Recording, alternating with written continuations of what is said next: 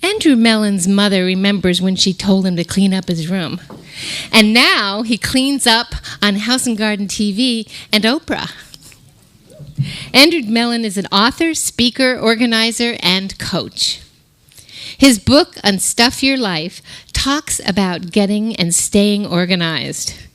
He helps his clients decrease physical clutter so that the mental clutter could give way to clarity and creativity. And he says the fear of change plays itself out in many different ways.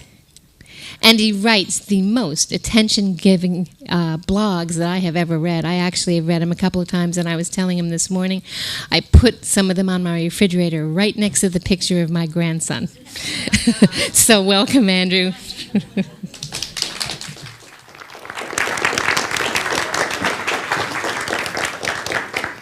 Good morning, everybody. Thank you very much for coming out. I know that it is early, and I appreciate you being here. I'd like to begin by saying thank you to The Inside Edge and to Adrian for bringing me here. I'm thrilled to be here. The publisher does, the book just came out in August, so the publisher does like me to talk about, just to point out the book. This is my new book. It's called Unstuff Your Life. It's available everywhere, and I will reference it while I'm talking occasionally. I mean, you can read it later, and that's fine. I've done what they asked me to do, so that's that. I'd like to know how many of you have ever attended a workshop on getting organized or on simplifying your life before? Great, okay, good, okay. And did anybody bring a stuff challenge with them? I mean, I didn't expect you to actually bring your grandmother's china, but did you bring some questions for me? Yes. Good, excellent, okay, great. Okay, good. That's good. So I'm going to begin by telling you. It sounds a little feedbacky. Yeah, it does. If we can take care of that, that'd be great.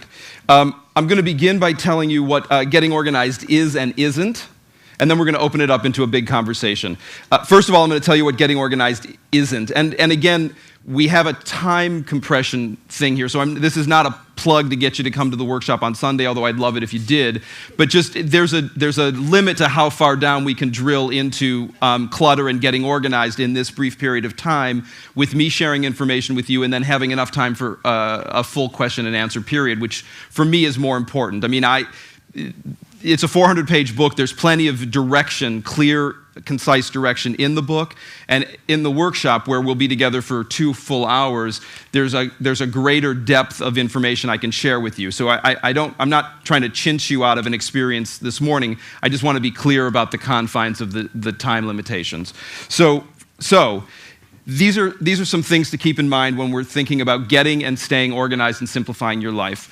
Getting organized is not about doing more, it's about doing less. And while that is a clever soundbite that I made up, it is in fact true. So what I want you to think about is if you've ever tried to get organized and you've tried to impose this artificial system on top of your already busy, hectic day, and you found that the system broke down for you, that you couldn't quite maintain it, or that you could keep it up for a small period of time and then it just sort of dissipated, that's because you're trying to do something on top of what you're already trying to do. My philosophy of getting organized is really about eliminating everything that is non-essential to your life, so that you are spending your time doing what is important to you, and then you will become organized. So it's not about clever words. It is, in fact, about eliminating those distractions that are keeping you busy and ineffective or less effective in your day. And another thing to remember is that urgency does not equal importance. Many people will tug on you throughout the day. You might tug on yourself with this sense of urgency. It may or may not also be something that's important to you. So what you'll want to start thinking about, if you're not already thinking about it, is being able to discern the difference between those things that are urgent that have no significance to you, that they might be somebody else's agenda, but it's not your agenda. And you can gently, politely, humanely say no thank you or not now, instead of getting knocked off the point of what it is that you're trying to accomplish in the given moment. The fact that a neighbor shows up and wants to borrow a cup of sugar, if you're running out the door to go pick up somebody at the airport, that's what's important to you. You can leave the door open, they can help themselves to the sugar, you can tell them to come back later, but you don't necessarily need to interrupt what you're doing. And again, there's a nice way to say it. It doesn't need to be brusque or rude, but there's a way for you to stay focused on the things that you are already committed to instead of getting pulled off track and heading in another direction. Getting organized is not a diet for stuff. So if you've ever tried to control your eating or your relationship to food, and you've had an experience where you've gone from either gorging yourself to then starving yourself in the hopes of somehow regulating your food intake, that's not what I'm proposing that you do with your stuff. You do not want to starve yourself of objects and then suddenly find yourself at the mall, with 9,000 shopping bags. That's not the solution to getting organized. You want to, I talk about in the book mindful consumption. And I believe that, if you have an 8,000 square foot house and you have plenty of room for things, then you have room to store things. If you live, as I do, in a 300 square foot apartment in Manhattan, you do not have as much room for. Yes, well, I also have a 3-bedroom house in the Poconos, but, I do have a 300 square foot apartment in Manhattan, which is very much like a ship's cabin. Everything has to do double duty. I can't have anything there that's superfluous. Now, which isn't to say that I don't have art or beautiful things around me, but they also function in a way in my life. They don't take up valuable space from something else that would be essential. And that's how I make my choices around what I live with. Getting organized is not a hobby, it is a means to an end. So again, going back to that artificial system that you might have previously applied on top of your day, I don't propose that you replace disorganization with some sort of hyper-organization so that at 2 o'clock in the morning you're reconciling your checkbook in some sort of manic way. That's not a viable alternative in my worldview. Again, getting organized is about managing your things and your stuff well enough that you can finally spend the majority of your time doing the things that are important to you. That's the journey. The journey is to clear away everything that distracts you from doing the things that are important to you. And when I'm working with clients in workshops, I always suggest that people, if you can break it down to math, then you can eliminate all of those feelings that you have around the stuff. If you're clear, like, this is what I'm committed to, and you can ask yourself simply, does this move me forward or does it stop me from getting where I want to be going? And at that point, the feelings are not more important than the math equation of it's a yes or a no question. Does it or doesn't it? Am I moving forward? Am I not moving forward? Am I stuck? And that will help to dissipate some of that resistance and tension around stuff. And the last thing that I want to say in the no category is that you are not your stuff. Certainly, we live in Western culture. There's a tremendous amount of information coming at us every day about things that we can consume, and that people are evaluating us on the clothes that we're wearing, the cars that we're driving, the neighborhood that we live in, our jewelry, where our kids go to school, who we sleep with, what we eat. I promise you they are going to continue to judge you on all of those things, and you have no control over it. So there's no point in spending all of your time worrying about it and trying to manipulate your exterior in a way that is going to line up so that people will evaluate you in a favorable way. They're going to think what they're going to think regardless of what the choices are that you make. So again, if you can remember that and then let it go, you can continue to make choices that have integrity for yourself regardless of what people are thinking of you, because ultimately it's nothing you can control and it's sort of none of your business. Unless they share it with you, and then in which case you can have a conversation with them about it. Now, what getting organized is and requires is willingness and consistency. It's not, people like to think about discipline, and they make that fist, and there's that sense of tension and digging in and, I'm going to get organized. And that's a nightmare, and that's not going to move you forward. Softening into some willingness and a willingness to be willing and a willingness to be consistent. So that an example I like to share with people is if you like to come home to a bed to a bedroom where your bed is made, then you'll make your bed in the morning. Again, it's a simple equation. The bed, you might never like making your bed, but if you like coming home to a bedroom where the bed is made, that's the choice that you'll make in the morning before you run out of the door. I tell people all the time, someday doesn't exist. There is no mythical someday in the future where you're going to win the time lottery and you're going to suddenly have all of this surplus time that you don't have today. It's not going to happen. And later is a stepchild of someday. So again, today, this is it. We all got up this morning, and again, thank you so much for coming this morning. Today is the day. This is it. If you don't do it today, it must not be that important to you. Or it's clearly scheduled for some time in the future, and it's scheduled. It's not in this amorphous, sort of foggy place where you'll get to it eventually. That will never happen because there will constantly be new things that come up that will interfere with those mythical plans. So if it's important enough to do, it's important enough to commit to and to schedule. And if it's not, then we can all stop fibbing to ourselves about something that we think or we want to be important to us, but it's not. One of the things that I encourage people to do, the first chapter of the book is called You Are Not Your Stuff, and I have a series of exercises in it where I ask people to identify what their core values are, so that you are making choices in your life based on what is important to you, and you've actually taken enough time to be clear about that.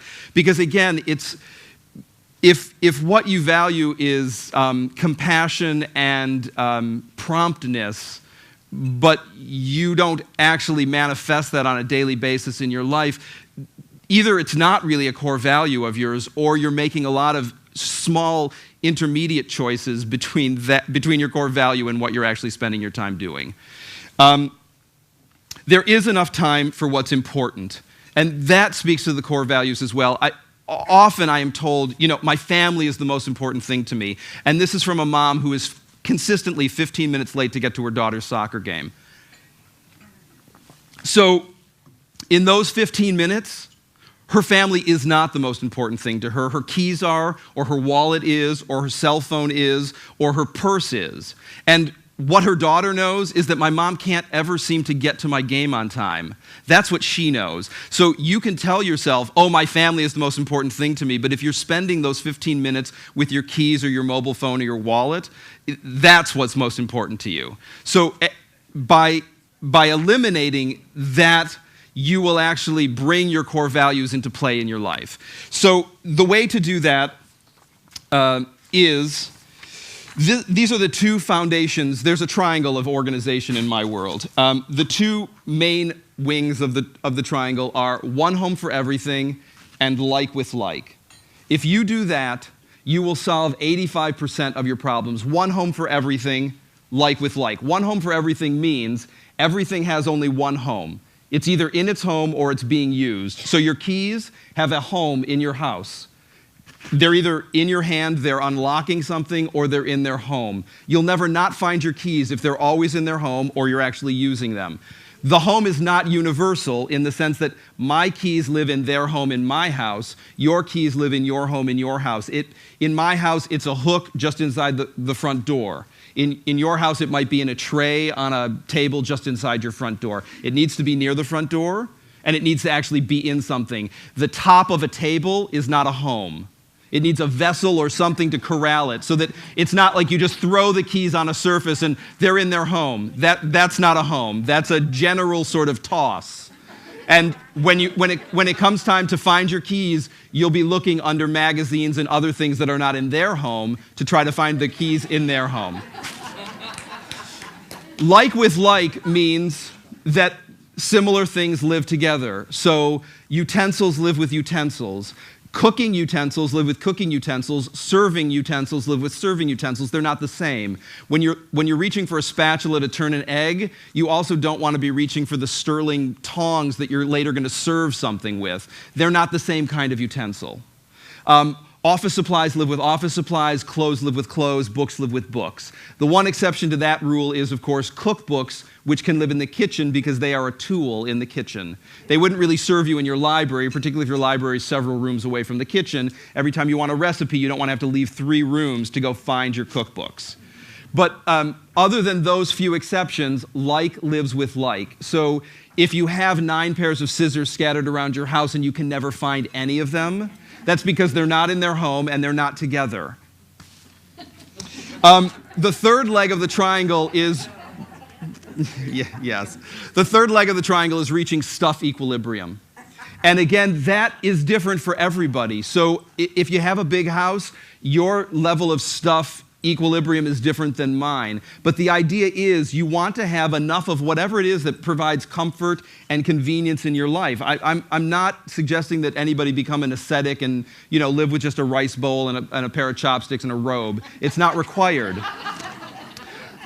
But whatever stuff equilibrium is for you, that's where you want to get to, so that you have enough of everything and nothing that's superfluous or doesn't serve you. Whatever that amount is. I mean, I don't have an agenda around what that is. The point is, once you've reached stuff equilibrium, then we apply the third rule, which is something in, something out. So that when you're buying a new pair of jeans, it's because you're replacing a pair of jeans that you'll no longer wear. When you replace a pair of sneakers, it's not that suddenly the old pair becomes the pair that you're going to mow the lawn in. So you're not going to let them go. You're just going to put it in the closet and try to remember to put them on when you go outside to do the lawn. That's not going to happen. So those can now be recycled, and we're done with those. And a new pair of sneakers comes in. Now, there are exceptions if you need formal wear and you need to go buy a new gown or something and you're not necessarily replacing a gown. There are a few exceptions to that. But ideally, we want to reach stuff equilibrium and something in, something out. One home for everything, like with like, something in, something out. 2 other things I want to share with you, and then we're going to open it up into questions. Every task has a beginning and an end. This is another tremendous time killer. Ask yourself how many times you've started a task and actually not finished it. You've gotten 2/3 of the way through the task. You've gotten 3/4 of the way through the task. You tell yourself, it's good enough. I'm done. When you do the laundry, the beginning of the task is bringing the dirty clothes to the laundry room. The end of the task is when the clean clothes are actually in their drawer or hung up. Not when the laundry basket is on the floor in your bedroom and you think, I've done the laundry. You've started the laundry and you've done part of the laundry, but you haven't completed that task. So when you don't complete things and you leave them 2/3 of the way done, half done, 3/4 of the way done, 7/8 of the way done, you're setting yourself up again for that later time when you're going to put the laundry away. But there will be something that will draw your attention away, and you will trip over the laundry basket because it's going to be sitting on your bedroom floor for days longer than it needs to be. The end of that task is that laundry basket, empty now, is back on top of the dryer waiting for the next load of clothes to go into it. And the last thing that I want to share with you, and this is a tool that you can use when you're trying to, if you're somebody who gets stuck saying, I want to get organized, I just don't know where to begin, or it's hard to discern, everything is so important to me. Well, if everything is precious, then nothing is precious. And while that, again, is a clever soundbite that I made up, it is true. If everything is precious, nothing is precious. So if you can imagine, God forbid, a fire in your home, and you had 30 seconds to leave the house, what would you grab? That's what's precious. That's what's important. And if that's your children or your spouse or your companion animal, then really the rest of it doesn't matter, does it? It might be stuff that you like to have, but if you wouldn't risk your life for it, suddenly it shifts in its perspective and its importance in your mind. And if a collection of family photos is the most important thing to you, I'm not necessarily suggesting next to the Keys home that that's where the photos live, but you want to know where they are, and you want them to be in some sort of container so that if, God forbid, you had to bolt out of the house in 30 seconds, you could grab the thing that was most important to you and exit and not have to, we don't want to live our lives with regret, and that would be a tremendous. The fire itself would be a tremendous tragedy, but then to lose the one thing that was important to you because you couldn't find it would be an unnecessary tragedy. So there are certain tragedies that we cannot possibly avoid. The ones that we can, let's try to.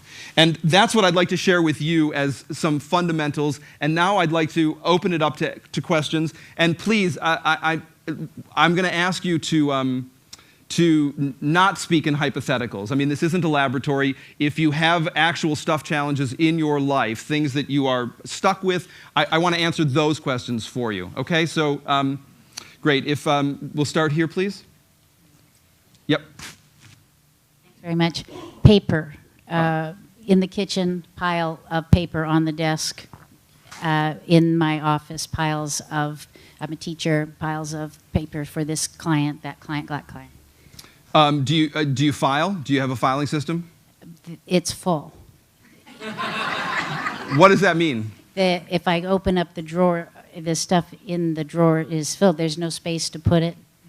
Well, then you either need another file cabinet or you need to go through your file drawers and figure out what, again, in there is essential. I was just talking to a teacher at a workshop a couple of days ago. She has lesson plans from 10 years ago that my suggestion to her was that she go through those lesson plans and figure out what is a universal lesson plan that is not topical or time sensitive, because those are the things that have legs and those are the things that you'll use again and again. The one section that you taught once on one specific subject that you will never return to, and by the time you do, the data or the information is different, that can now be recycled. That is no longer anything that you're ever going to touch again, and you can either scan it and save it as a digital file if it has some sentimental meaning to you, but it's no longer a tool for your work, so you don't need to keep that. If there's bills in there, first of all, like with like, so the bills don't belong with your lesson plans, and we want to segregate those apart. And everything that you can digitize and save electronically, I encourage you to do so. Okay? Thank you. This lady and then this fellow, please. So what I got from my grandmother was this two beautiful chests of solid cherry wood, which I use and love, and a bed that is a full-size bed, not a queen, not a king, and it's been in my garage for a long time because I don't want to get rid of it. It matches the other, but it will probably never fit me, and I don't know what to do with it. Yeah, let it go. I was talking about this with with somebody just the other day. I know. The idea of holding on to something because it's part of a set, and when you pass it along, you want the integrity of the set to be there. So you use 2 cups and a creamer from a set of Service for 12. And the rest of it's all sitting in your garage. Not necessary. And in this case, you love the 2 chests, you don't love the bed. Whoever gets that bed is not going to know that there's something missing. Aren't there supposed to be more pieces? Where are those pieces? They're going to be delighted to get that bed. So if you're not going to use it, I understand it's tender, but let it go. Please. Hi, thank you. On stuff equilibrium, what about books? And remember, here at the Inside Edge, we're encouraged to buy books every week. So is it what I do with paperback fiction? I read them and give them away. Good. And so I have a whole.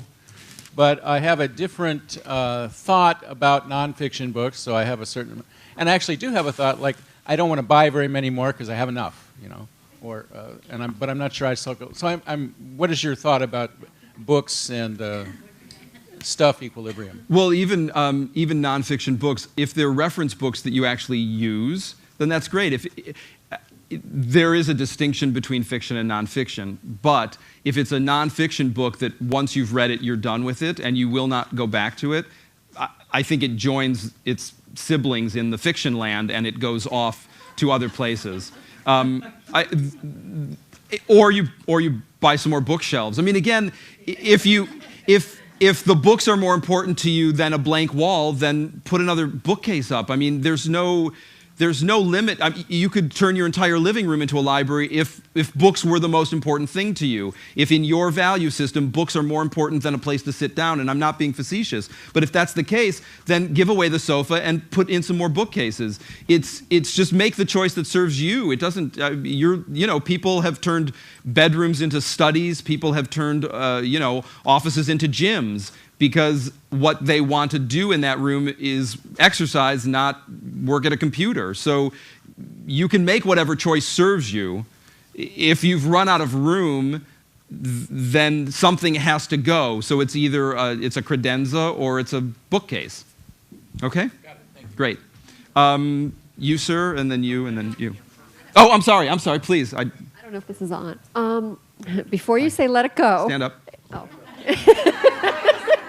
Yeah. Before you say let it go, Chomskys. Chomskys that are sentimental because they were handed down in the family for 100 years, but it doesn't make you go forward, like you said. Do they make you happy? Sure, but they fill up space. Yeah, no. Do they make you happy? I would say yes, because the ones that don't make me happy, I have gotten rid of. Uh-huh.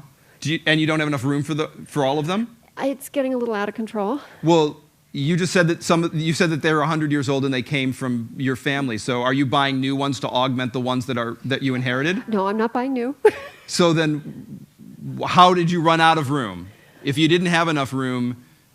We bought a bigger house. I'm not following you. I mean, if you've inherited a chunk of tchotchkes and you had enough room for them, then how did you run out of room for them? Because I get more family stuff. A lot of it's from family, and I got more and more, and the house was filling up, so we got a bigger house. As people leave the planet, you just keep getting more and more stuff. Yes. Okay. You can share some of it with. Do you have any other surviving relatives? They're in the same boat. I have a sister. Same situation. Yeah. They're splitting all this stuff. Then what I would suggest is that I would lay them all out, and I would pick 24. I mean, I'm just making up an arbitrary number. You can decide how much room you have. I would lay them all out and find the ones that are the most important of the important, and those would be the ones to keep. So my question would be, which I can understand, because my husband is like, what is this? The importance versus sentimental, and that's where it's a tough decision. Right. Well, I mean, if the sentimental attachment is that somebody you were related to historically touched it, that's not much of a sentimental attachment. If this is an object that your grandmother drank out of every day and now you want to keep this, that makes sense to me. If it was in a cupboard on a third shelf that she never used, and just the fact that she owned it at one point, that's a different attachment. That's some sort of familiar relationship, but it's not necessarily a sentimental attachment. It's not like when you were sick and visiting her, this is what she always served you tea in. Do you understand? I mean, that clears. That's a little more clear to Great. Put some attachment with the amount of sentiment that's with the product. Exactly. And the other thing that I want to talk about that very briefly is be very careful of fetishizing objects and charging them with the responsibility of carrying an entire lifetime of memory, because when that object breaks, you will in essence lose those memories. It is much better to hold the memories in yourself than to charge this with the responsibility of summing up your entire relationship with your grandmother. This is a temporary object, and when it breaks, you run the risk then of losing that connection with those memories instead of remembering them all the time. I mean, this is too small to hold all of those memories. Yes. Yes, sir. We on? This may be just more of a comment, but it's in a reframing. I have found that as I've gotten older, I have a big house. garages down here outside, cars in the garage. I'm up in one of these rooms and I'm thinking, I got to take this to my car, but I don't want to walk there, so I'm going to set it aside. And then I'll be in another room and I'll think the same thing. And what I found is, at least as I got older, I wouldn't remember them. So what I've done now as a discipline, but I'm going to reframe it in terms of your stuff, is if I'm thinking it's going to go in the car, I don't wait. I take it right to the car and put it there right now. And I'm reframing that now as every task has a beginning and an ending. Would that be an example of uncluttering my life? Because then I don't have to remember it. Yes, that's excellent. Yeah. Thank you. Okay. Well, I So- will say that I have certainly encouraged people to have a basket just inside the door to the garage, which could be the home for everything leaving the home, so that you don't necessarily need to open the door and go into the car itself. Everything could just be deposited in the basket, and then the basket could be picked up and taken into the car when you leave. So if you've got a variety of things like, oh, I have to return this to the store, and then I want to take that to the dry cleaners, and I have to return this to Bob down the street, all of that could go in the basket so that you don't have to make multiple trips. But Right. yes, that's exactly right. Yep, thank you.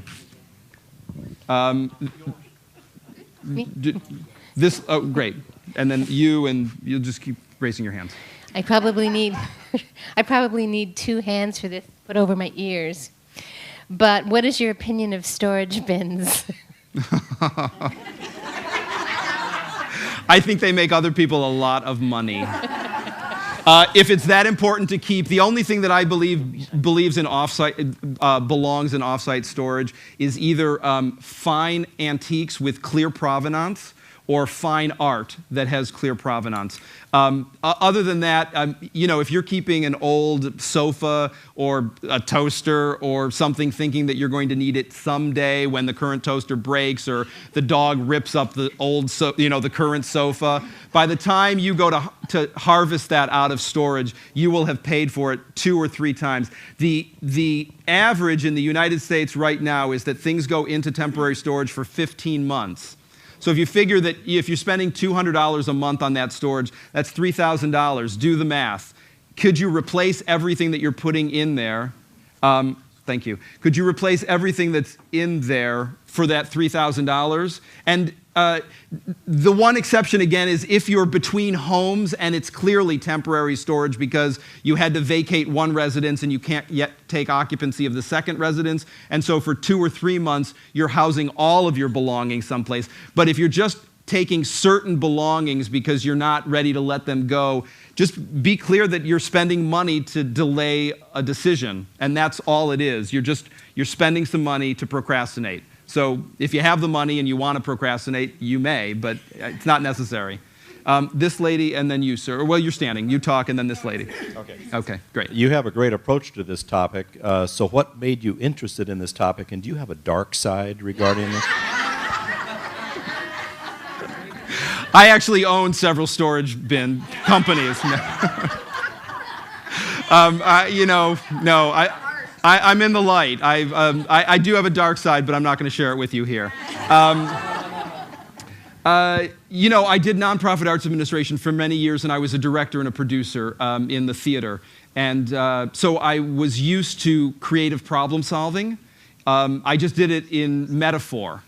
And at some point, I stopped talking in metaphor, and it just became a practical, real transmission of information. And the reason that I enjoy these workshops so much is because, it's similar to the work I did in the theater, where I'm getting to interact with more than one person at a time. The work that I do with clients is very intimate, and it's demanding, and there's a limit to how many people I can reach.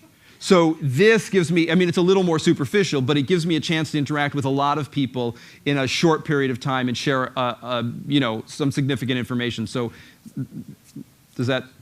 Great. Please. Mine has to do with other people's stuff in my house. Uh-huh. Like my children. Uh-huh. Particularly my daughter, who's now 19, went out to school. We had a nanny that was integrated as part of our family who passed away a couple of years ago. So, there's a lot of stuff that the nanny gave my daughter, the stuffed animals, bags. And she's got this thing about not wanting to let go. She, your daughter? My daughter. Where's she And- live? Well, she's back. In your house? Yeah. Ah. She came back during the summer and decided she's making different decisions, and so she's parked there. When she left, I told her, I'm going to just keep it for this period of time, but when we move, which we're going to be doing soon, I don't want it coming with me. Right. It's not coming with you. But there's a lot of, and it's something I haven't heard you tap onto yet, and she kind of was getting to that. And everything physical has emotional energy. Let me just say energy. And we do attach emotions to objects. And it's not really about the object. And just as a song will bring back a memory and put you in that space and time, so do certain items. And obviously, in the case with my daughter, you know, there's love attached to those things. And the nanny is gone. Right. And that's all she feels. A lot of, God, I'm getting choked up. But your daughter's not here. So it's, I mean, this is her process. You're describing her process, She's yes? in my house, and the stuff is No, in no, no, my house. I understand. But what I'm saying is that you're talking about her attachment to the objects. I mean, she can go get a storage unit for her stuff. It doesn't need to be in your home.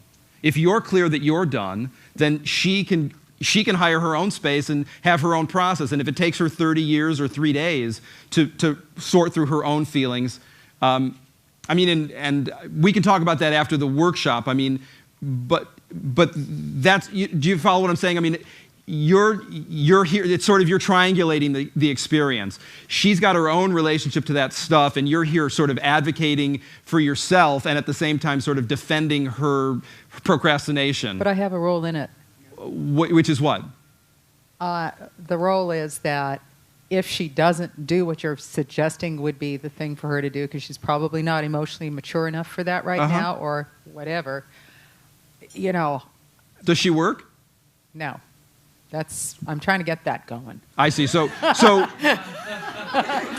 I mean, does she have an allowance, or does she have some sort of? No, I'm not a good parent. No. She's been beyond a 4.0 for years. She's worked very hard. She was off. Right. I'm sorry. I don't want a big So story. I made priorities for her. The schooling was more important than her working. Right. She's back. I have made that, part of the new rule. Right. Which we're sorting. So you're out. supporting her in this chunk of time. In this transition. So what you can do as a part of the support is to say, for this chunk of time, part of your allowance is that I will pay $150 a month, not for cigarettes or for cocktails with your girlfriends, but I will pay it for a storage unit for you to have this stuff off-site, and you may interact with it as you like. When we move and you do whatever you're doing, that becomes your responsibility. So you have this chunk of time to address it, and you can either dig into it or you can delay it, but when the clock ticks and when we reach that deadline, it becomes your charge. She's 19 years old. I mean, she's not 12. I know. She's an adult, and she can now take. I mean, if it's important enough for her to keep, it's important for enough to be in relationship with. Okay. Okay? Okay, thank you. Yep. Okay. Hello. All right. Hi. Hi. It was a garage full of my grandmother's, old furniture. Yes. Sentimental. Somebody says they think it's walnut. Do you work with some kind of antiquer where they come out, or you have to take a piece to somebody? So you know if it's of value? Otherwise, yeah, I mean, if you have objects, if anyone has objects that they are questioning the value, of course, whether you hire me or whatever you do, I would always suggest that you get a neutral appraiser, not somebody who has a vested interest in either a lowball appraisal or an inflated appraisal, but somebody to come and evaluate it. I mean, we've all heard the story about the Jackson Pollock that's found in the back of a garage or something. I mean, we would, of course, try to determine the value, the actual value. The thing about value to remember is something only has value if more than one person agrees that it has value. So the reason that fine art has value is because somebody's willing to pay $3 million for a Picasso. If everybody decided tomorrow that Picassos aren't that special and they're only worth 75 cents, what you thought was valuable, I mean, it still might be valuable to you because you think it's a beautiful thing, but if nobody's willing to give you $3 million for it, it's no longer worth $3 million. You know, we trade in diamonds, we trade in fine art, we trade in antiques, but you buy that new BMW and you thought it was worth $62,000. Tomorrow somebody might think it's worth $38,000. So where did that money go? Do you understand? Right, So I mean, right. So do you have a neutral antiquer that you work with? Because I'm looking for a number to call. Well, let's not do this now. Let's Okay, talk you have after that. the workshop, and Okay, we'll have thank you. another conversation. Yes, please. A point of contention. I'm really ADD, and Okay. so what happens is I'll get halfway through organizing something, and maybe I've moved a pile around, maybe I've made more piles. The issue is, let's say I pick something up and it needs to go over there. There might be other things that need to go there. My wife is like, put it all in one pile and then go out at once. If I start making that pile, none of it's going to get there. So I'll pick up the one thing, go put it away, and go back. And so the point is there a better way, or because once I start making the pile, I'm screwed. It's just I just have another pile. I mean, so we're clear that that way isn't the right way because that's not working. It sounds like this fellow said, I think in your case, if you're having difficulty staying focused for an extended period of time and 30 seconds. You're easily distracted, then I think that the mechanical workaround for you is to, I'm sure your wife is a lovely woman, ignore her. And pick up the object and take it. I'll tell her you said that. Yeah, that's fine. She can find me on the web. I'm happy to have a conversation with her. Pick up the object and take it where it wants to go because you can complete that task. And even though it might seem to somebody else redundant, it's not redundant to you. So even if you have to wear a path into the rug because you're doing it 9,000 times to get everything from those piles distributed where they belong, do it. I mean, that's a sane workaround for a challenge that you face. And her suggestion might work for her. So when she's organizing, you can say, honey, you make all the piles you want, and when you're ready with your pile, you move it wherever it belongs. This is how I'm going to do it from now on, and I'll see if that works. Okay? I'm sorry. Yep. Okay, no, go. You're up. You got a microphone. Go. Yes, I have a couple of little questions. Couple? Yeah, they're quick. One is, what do you think about the rule that some people make? If you haven't worn it in a year, some people say 2 years, then get rid of it. Is that something that you recommend following? Yes. Okay. The exception again is a ball gown. Right. I mean, if you don't go to balls every month, then and it still fits you, and it is a timeless design. That it's not some sort of wacky, crazy thing that was beautiful in 1987 and would never be worn again. Okay. if it's haute couture and it really has legs, then again keep it because it's timeless. If it's suddenly seeking Susan and it's all ripped up and crazy, you're done. Okay. And then the other thing is similar to what this other lady was asking about children's stuff. I have two grown daughters, and my attic, much of it is their childhood things that they've collected, school papers that they did when they were in kindergarten and things like that. And Great. I got it. What? So I'm going to tell you. Okay.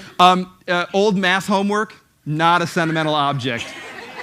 It was there so that they could learn their timetables. That's it. They're done. Think about your own lives. If that's what your mother handed you as the end of, here, go out into the world. Here's your math homework from 2nd grade. That's not a sentimental object. Now, the drawing that you made that was really quite something, that might be something to keep. And if it was that beautiful, then why isn't it framed and on the wall? What about their first printing, like in the 1st grade when they first started their first letter writing? How old are your kids? 29 and 26. Okay, so this is what you do. They're adults. Do they have their own children? No. No, but almost. Why don't you ask them, how important is this stuff to you? Do they have their own homes? Yeah, but they don't have the room to store it, so I'm storing it. Yeah, this is not for you.